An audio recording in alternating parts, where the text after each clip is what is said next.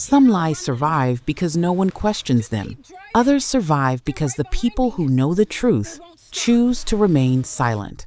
Bianca arrived at Riverside Cafe hoping for answers. Instead, she left carrying a photograph, a sealed letter she couldn't read, and a past she no longer recognized, a security log with Damien's signature, and one sentence she couldn't escape.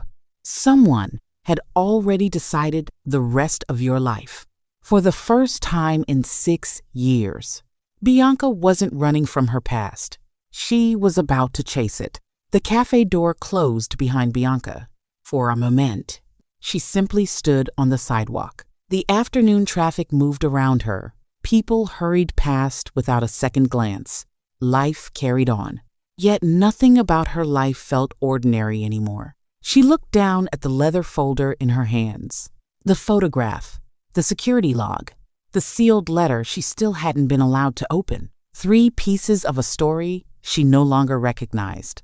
She climbed into her car. Her hands rested on the steering wheel. She should have gone home. Her children would be returning from school in a few hours. There were groceries to buy, laundry waiting to be folded, bills waiting to be paid. The ordinary life she had fought so hard to protect was still there. But so were the questions. She started the engine. Instead of turning toward home, she drove in the opposite direction. 40 minutes later, the Grand Regency Hotel came into view. 6 years had passed. The building had been renovated. The entrance was larger. The gardens had changed. A modern glass canopy now covered the front steps. Yet, beneath the renovations, she recognized it. The place where the charity gala had been held. She parked across the street. For several seconds, she couldn't move. Fragments of memory surfaced. Bright lights, soft music, camera flashes, a ballroom filled with unfamiliar faces. Then, nothing. The memories stopped as suddenly as they had appeared. Bianca stepped out of the car. As she walked toward the entrance, an uneasy feeling settled over her. It wasn't fear. It was the strange sensation of returning somewhere she had never truly left. Inside, the lobby looked almost nothing like she remembered. The marble floors gleamed beneath crystal chandeliers. The reception desk had been moved. The old staircase was gone. Only the high ceiling remained unchanged. She approached the front desk. "Excuse me." The receptionist smiled politely. "How may I help you?" "I'm trying to find information about a charity gala held here 6 years ago." The receptionist's expression softened. "I'm sorry. Our event records from that period were archived after the renovation. Most of them were transferred to our corporate records department." Bianca felt another door closing. "So, there's nothing here?" The receptionist hesitated. "Not much." Then a quiet voice spoke from behind her. "There might be." Bianca turned. An elderly gentleman in a neatly pressed hotel uniform stood a few steps away. His silver hair was neatly combed. His posture remained remarkably straight, despite his age. A polished name badge rested on his jacket. The elderly concierge studied Bianca for a long moment. His eyes lingered on her face. Then they drifted toward the photograph inside the folder. Something changed in his expression. Recognition. "I know that photograph," he said quietly. Bianca's heartbeat quickened. "You do?" The concierge nodded slowly. "I never forget a photograph." His eyes remained fixed on the worn picture. "So, you finally came back." A chill ran through Bianca. "What do you mean?" The old concierge looked around the lobby before lowering his voice. "I always wondered how long it would take." Bianca took a careful step closer. "You know what happened that night?" The concierge was silent for a long moment. Finally, he sighed. "I don't know everything, but I do know this." He looked directly into Bianca's eyes. "You weren't the first person to come asking about that gala." Bianca's pulse quickened. "Who was it?" The old man slowly shook his head. "I never learned his name." The old concierge looked toward the ballroom entrance, almost as though he could still see that night. "He came back every few months. He always asked the same question. Bianca held her breath. What question? The old concierge looked backsack at her. He wanted to know what became of the young woman who disappeared that. The old concierge remained silent for a moment. Then he nodded toward the far end of the lobby. If anyone remembers that night, it's Arthur. Bianca frowned. Arthur? He worked security here for more than 30 years. He retired after the renovation. The concierge reached for a small notepad. He wrote an address. He still lives nearby. He doesn't receive many visitors. Bianca carefully folded the paper and slipped it into her handbag. Thank you. The old man offered a faint smile. I hope he remembers more than I do. 20 minutes later, Bianca stood outside a modest brick house. The garden had been carefully maintained. Wind chimes swayed gently on the front porch. She hesitated before knocking. Moments later, the door opened. An elderly man with kind eyes studied her quietly. His hair had turned completely white, despite his age. His posture remained firm. Can I help you? Are you Arthur Collins? I am. My name is Bianca. The concierge at the Grand Regency Hotel suggested I speak with you. Arthur's expression changed almost immediately. The hotel. He repeated the words softly. I haven't heard anyone mention that place in years. Bianca removed the faded photograph from her folder. I'm trying to understand what happened during a charity gala 6 years ago. Arthur stared at the photograph. He didn't answer. Instead, he stepped aside. You'd better come in. The living room was simple. Family photographs lined the shelves. A faded security service plaque rested beside an old clock. Arthur sat slowly. For a long moment, neither of them spoke. Finally, he looked at the photograph again. I remember that evening. Bianca leaned forward. You do? Bits and pieces. My memory isn't what it used to be. But some nights, they never leave you. He closed his eyes. I remember music, crowds, flashing cameras. Then, something changed. Bianca waited. There was confusion. People began whispering. I saw a young man leave through the side entrance. He wasn't running. He looked. Arthur searched for the right word. Broken. Bianca's heart tightened. Was he hurt? Arthur nodded slowly. I remember he was holding his forehead. There may have been blood. I'm not certain anymore, but I remember thinking something terrible had happened, and he never looked back. Bianca swallowed. Did anyone try to stop him? Arthur frowned. I don't remember, but I do remember something else. There were people standing outside the private lounge. They weren't guests. They weren't security either. They made sure no one went near those doors. Bianca's pulse quickened. Who were they? Arthur slowly shook his head. I never learned. We were simply told to stay away. Silence settled over the room. Every answer seemed to create another question. Bianca slowly gathered the photograph. I appreciate your help.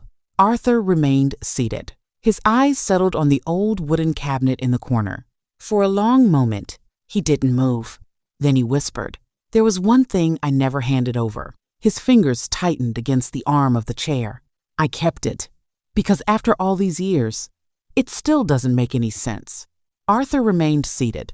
For a long moment, he stared at the old wooden cabinet, almost as though opening it meant returning to a night he had spent years trying to forget.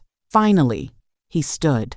His movements were slow, careful. He crossed the room and unlocked the cabinet with a small brass key hanging from his keychain. Inside sat a worn cardboard box. Its edges had softened with age. Dust covered the lid. Arthur gently lifted it onto the coffee table. I should have handed this over years ago, but something told me not to. He removed the lid. Inside were forgotten pieces of another lifetime. An old hotel radio, several security reports, a bundle of visitor badges secured with a faded rubber band, lost and found envelopes, receipts, and at the very bottom, a small silver cufflink. Arthur carefully picked it up. I found this outside the private executive lounge after everyone had gone. I reported it. No one ever came back to claim it. Bianca accepted it carefully. The polished silver had lost much of its shine. One side carried an engraved crest. The other had been badly scratched. Whatever initials had once been there were almost impossible to read. Arthur shook his head. I could never work out who it belonged to. He reached back into the box. There was something else. He unfolded a worn incident report. Several lines had faded beyond recognition. Others remained readable. Bianca's eyes moved slowly across the page. 10:42 p.m. Unscheduled disturbance reported near Executive Lounge. One guest departed through the east entrance before medical assistance arrived. Her breathing slowed before medical assistance arrived. She whispered the words again. If medical assistance had been requested, then something serious had happened, far more serious than anyone had ever admitted. The official story she remembered had never mentioned any disturbance. Arthur watched her quietly. I always felt that report wasn't complete. There were pages missing when it came back to me. Bianca looked up. Missing? Arthur nodded. It wasn't the original report anymore. Silence settled over the room. The stranger had told the truth. The concierge had confirmed it. Now the records themselves were beginning to tell the same story. Whatever had happened that night, someone had gone to great lengths to erase it. Arthur carefully placed the cufflink and the incident report into a small envelope. I think these belong with you now. Bianca accepted the envelope. For the first time, she wasn't carrying someone else's questions. She was carrying evidence. She thanked Arthur and stepped outside. The afternoon sun had begun to sink. She had barely reached her car when her phone rang. Unknown number. She hesitated, then answered, Hello? For a moment, only silence. Then a calm voice spoke. If you want the truth, a pause. Stop looking. The line went dead. Bianca slowly lowered the phone. For the first time since the investigation began, she realized she wasn't the only one searching. The voice said only 5 words. If you want the truth, stop looking. Then the line went dead. No explanation. No second chance. Bianca remained standing beside her car. The phone was still pressed against her ear. The silence on the other end felt louder than the voice itself. Slowly, she lowered the phone. Her eyes moved across the quiet street. Nothing seemed unusual. Cars passed. A mother pushed a stroller along the sidewalk. A delivery truck disappeared around the corner. Everything looked perfectly ordinary. Yet, for reasons she couldn't explain, the world no longer felt ordinary. For the first time since her divorce, Bianca realized the answers she was searching for might be dangerous. She had started this journey looking for the truth. She had never imagined the truth might already know where to find her. Bianca stood beside her car. The phone had gone silent. She looked at the screen. The call had already disappeared from the display. No number, no caller ID, nothing. It was as though the voice had never existed. She slipped the phone into her handbag and looked around once more. The neighborhood was quiet. Arthur's small brick house stood exactly as she had left it. The wind stirred the leaves overhead. Nothing appeared out of place. Yet, she couldn't shake the feeling that someone had been watching. Bianca unlocked the car. She placed Arthur's envelope carefully on the passenger seat. Then she climbed behind the wheel. For a moment, she didn't start the engine. The warning echoed inside her mind. If you want the truth, stop looking. She tightened both hands around the steering wheel. If someone wanted her to stop, then someone had a reason to be afraid of what she might discover. She started the engine. The car pulled away from the curb. At the first intersection, she glanced into the rearview mirror. Nothing. Just ordinary traffic. She told herself she was imagining things. Another traffic light. Another glance. A dark SUV waited 3 cars behind her. She looked away. When the light turned green, they all moved forward. She drove another 2 blocks. Again, her eyes found the mirror, the same SUV. She frowned. Coincidence. It had to be. She turned right. The SUV turned right. She turned left. A few seconds later, the SUV turned left as well. This time, Bianca stopped believing in coincidences. A knot tightened in her stomach. Bianca deliberately changed her route. Instead of heading home, she drove toward a busy shopping center. The parking lot was crowded. Families pushed shopping carts. Children ran between parked cars. People came and went without paying attention to one another. She pulled into an empty parking space, then immediately looked into the mirror. The SUV slowed near the entrance. For one long second, it remained there. Then, without entering the parking lot, it drove away. Bianca waited. 5 minutes. Then another 2. The vehicle never returned. The SUV was gone. That should have made her feel better. It didn't. She reached for the envelope Arthur had given her. For a moment, she simply stared at it. Arthur's words echoed inside her mind. I never handed it over. Bianca slipped the envelope back into her handbag. Whatever answers it contained, they had just become even more dangerous. Then, her phone vibrated. A new message. Unknown number. You're making a mistake. Bianca stared at the glowing screen.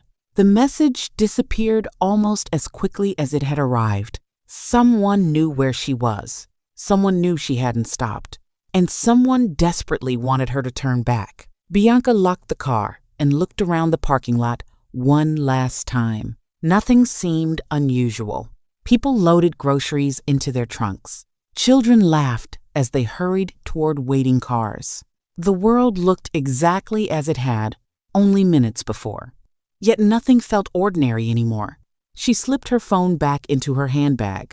The message was gone. No notification. No trace. Only the memory of 5 chilling words. You're making a mistake. She drove home in silence. This time, she checked the rearview mirror every few seconds. No dark SUV appeared behind her. No unfamiliar vehicles followed. Even so, she didn't relax. When she pulled into the driveway, the school bus was already gone. The children were inside. As she stepped through the front door, 2 small voices greeted her. Mummy! Both children ran toward her. One wrapped tiny arms around her waist. The other proudly held up a drawing covered in bright colors. Bianca smiled. A real smile. For a few precious moments, the fear stayed outside. She knelt beside them. I missed you. We missed you too, one of them replied. The simple words settled warmly in her heart. She held both children a little longer than usual, long enough to remind herself why she couldn't walk away now. Later that evening, homework covered the dining table. One child struggled with spelling words. The other carefully colored another picture. Bianca helped where she could. She laughed when they laughed. She smiled when they smiled. But every few minutes, her eyes drifted toward her handbag resting on the kitchen counter. The envelope, the incident report, the photograph, the security log. Each one waited silently. Each one demanded answers. After dinner, the children disappeared into the living room. Their laughter drifted through the house. Bianca quietly walked into the kitchen. She removed the envelope Arthur had given her. For a long moment, she simply looked at it. Then she reached inside. The incident report was still there. So was the damaged cufflink. Nothing appeared to be missing. Yet she couldn't ignore the warning. Someone had known exactly where she was. Someone had known she had spoken with Arthur. She carefully returned everything to the envelope. As she sealed it once more, her phone vibrated. She froze.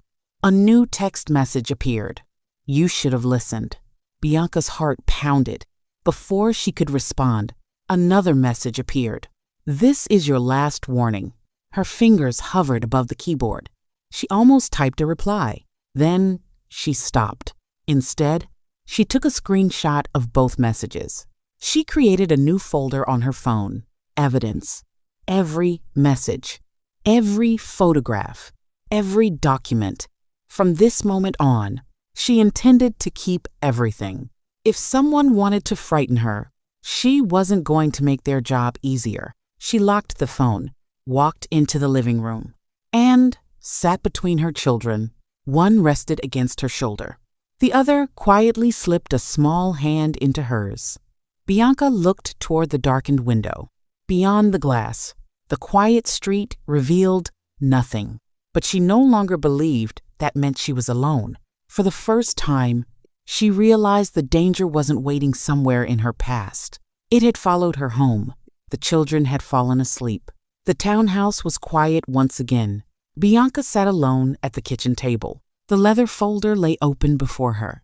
Beside it rested Arthur's envelope, the faded photograph, the damaged incident report, the scratched silver cufflink. Each piece of evidence raised another question. Each answer seemed to point toward the same night. 6 years ago, she picked up the photograph once more. Her fingertips traced the deep crease running across the hidden man's face. Whoever had folded it had made sure his identity remained hidden. She carefully placed it back on the table. Then she reached for her phone. The folder she had created only minutes earlier appeared on the screen. Evidence. Inside were screenshots of every anonymous message, the photograph, the incident report, the security log. She added one final note beneath them. Someone knows every step I'm taking. She read the words again. Seeing them written down made everything feel real. For the first time, she accepted a truth she had been trying to avoid. This had started as an attempt to understand her past. Now, it had become a fight to protect the truth before someone erased it forever.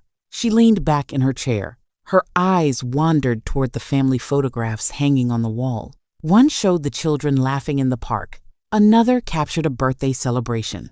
There wasn't a single photograph of Damien. She realized she had quietly removed them months before the divorce. At the time, she thought she had been letting go of a failed marriage. Now she wondered whether she had been erasing a lie she never understood. Her phone vibrated. Another message. She looked down. A different number. Not hidden. Not unknown. The message appeared. Tomorrow. Come alone. Bring every piece of evidence. Trust no one. No name. No location. Nothing else. Before Bianca could react, a second message arrived. I'll tell you what really happened that night. Her heartbeat quickened. She opened the folder marked Evidence, added screenshots of both messages, then locked the phone. She looked at the leather folder, the envelope, the photograph, the cufflink, the incident report. Piece by piece, the truth was beginning to emerge. Whoever was trying to stop her had already failed. Bianca carefully gathered every document. She placed them inside her handbag. Then she switched off the kitchen light. Darkness filled the room. Only her phone screen remained, illuminated. The folder was still open. Evidence. She stood there for a long moment. Tomorrow, the investigation would begin again. This time, she wouldn't be the one asking all the questions. Some people disappear without leaving a trace. Others disappear because someone makes certain the world forgets they ever existed. Bianca had finally seen the man's face, but a photograph could answer only one question. Who was he? The real mystery was why everyone had spent 6 years pretending he never existed. The morning felt unusually quiet. Bianca moved through the house with calm determination. Breakfast was prepared. School uniforms were straightened. Backpacks were checked one final time. She smiled as the children left for school. Only after the school bus disappeared around the corner did she allow herself to think about the meeting. She returned to the kitchen. The leather folder rested exactly where she had left it. Beside it sat Arthur's envelope, the faded photograph, the damaged incident report, the scratched silver cufflink, her phone. Every piece of evidence she had uncovered now lay before her. She carefully placed each item inside her handbag. Then she paused. For a long moment, she simply stared at it.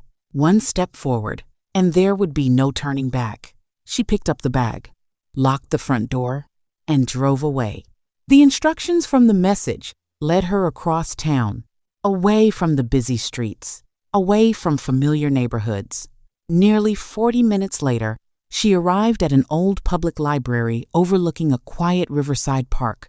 The building had stood there for generations. Its weathered stone walls carried the weight of countless forgotten stories. Ancient oak trees shaded empty benches. Only a few visitors wandered along the riverside path.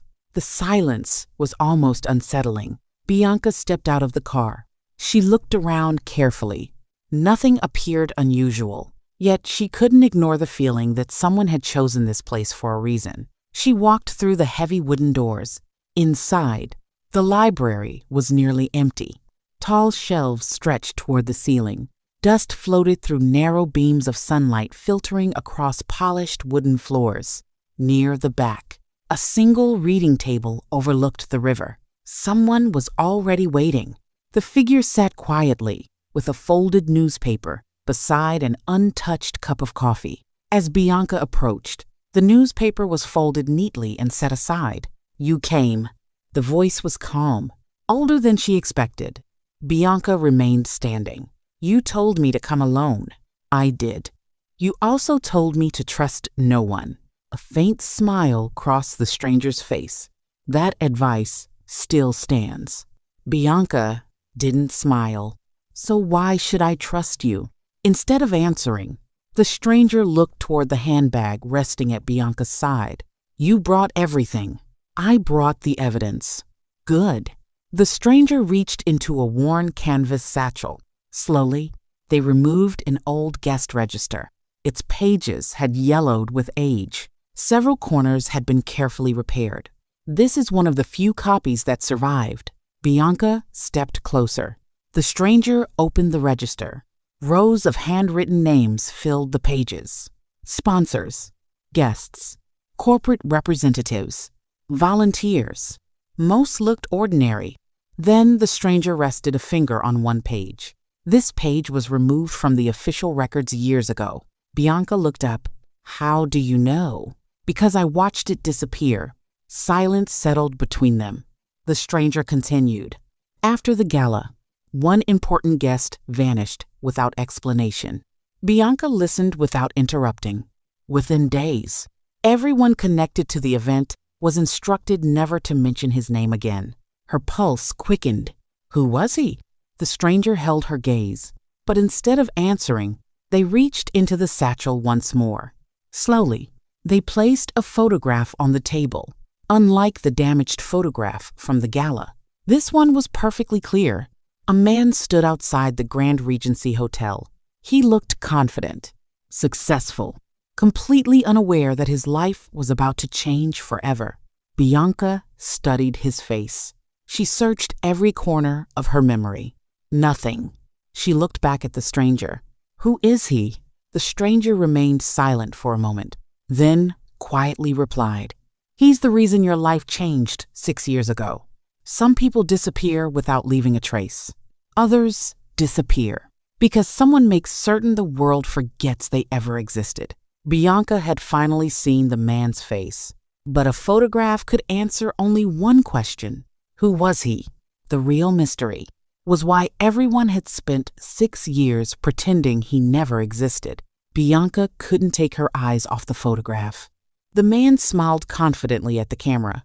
He looked successful, respected, entirely unaware that history would one day try to erase him. She slowly lowered the photograph onto the table.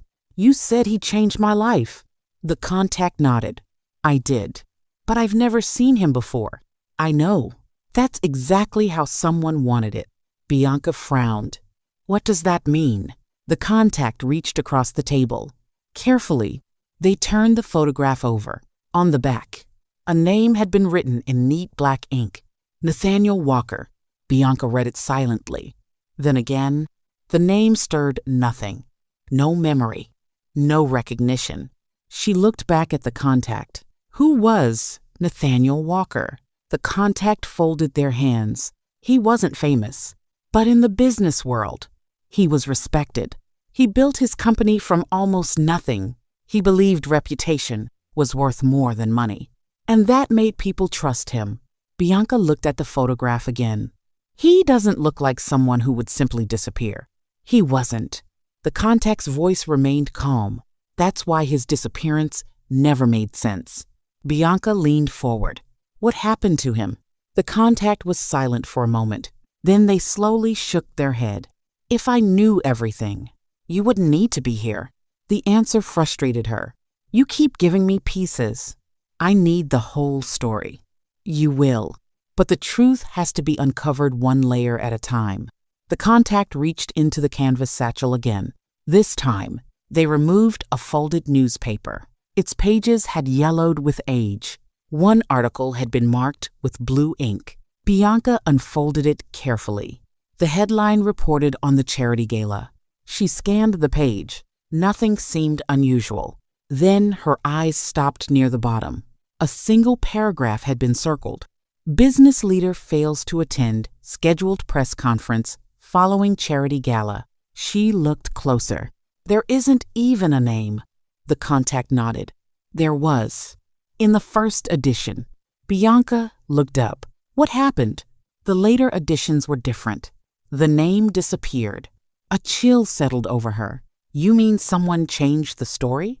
I mean someone made sure the story was never finished. Silence settled between them. Bianca looked once more at Nathaniel's photograph. A respected businessman.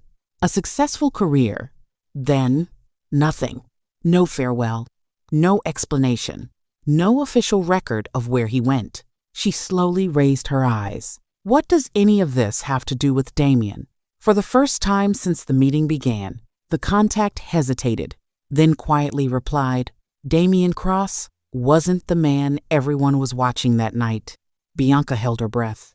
Then who were they watching? The contact looked down at the photograph, then back into Bianca's eyes. The man sitting in that photograph.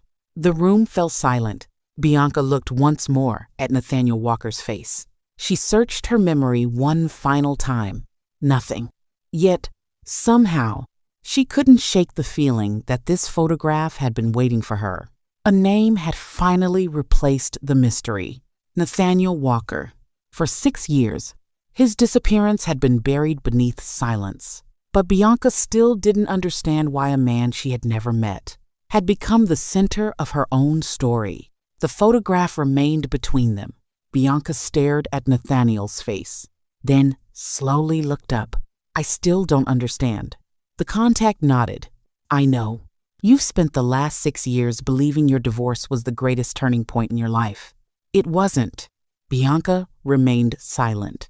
The night of the charity gala changed everything. You just didn't know it. She folded her arms. Then, tell me. The contact leaned back. You've been asking the wrong question. Bianca frowned. I have? Yes. You keep asking what happened to Nathaniel Walker. A brief silence followed. The better question is, what happened after you arrived at the gala? Bianca searched her memory. I remember arriving. I remember photographs.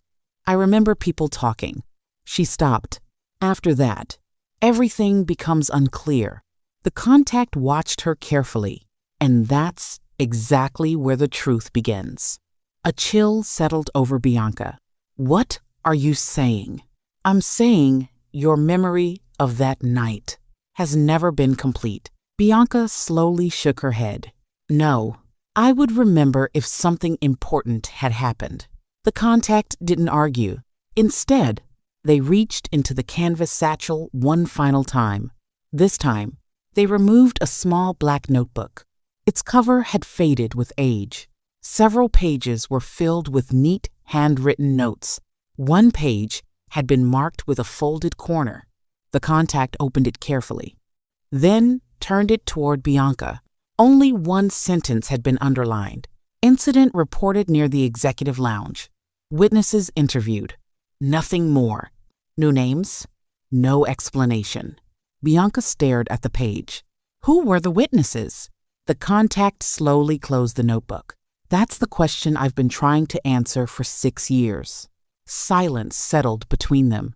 Bianca looked from the notebook to Nathaniel's photograph, then back again. For the first time, she wasn't wondering whether the contact was telling the truth. She was wondering why someone had erased so much of her own past.